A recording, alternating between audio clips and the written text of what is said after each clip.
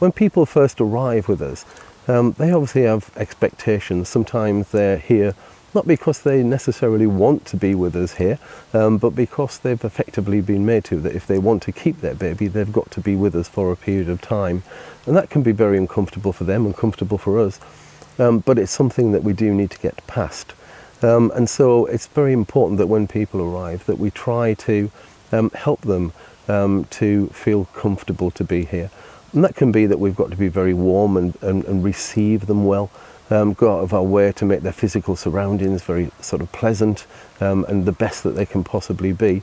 But also to give lots of reassurances that we are there. Give them plenty of space initially, their own space to be able to collect their own thoughts and to spend some time with their baby if that's appropriate. But also not be too distant. We need to be able to sort of occasionally push in and just actually sort of be there. And just make them aware that that if they need to talk, if they want to check something out, then we are there for that. But again, we can do that without actually feeling that we're actually pushing and without them feeling that they're under pressure, but just help them to feel that we are there for them and for their baby and really want them to succeed. I think one important thing is to actually just to be able to communicate to somebody that we really do believe that they can succeed in what they're trying to do in terms of parenting their baby, and that we'll help and support them in whatever way we possibly can.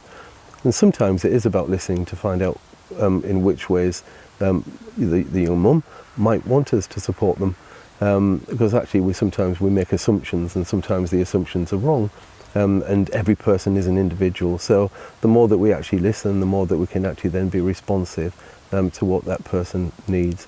But I would think the primary thing, if I was to sum that up, is to be present, but without pushing in too much, without invading their space, and giving them a little bit of time to adjust to a new environment, a new situation, a situation that they're not choosing to be in, but rather they're almost coerced sometimes to be in.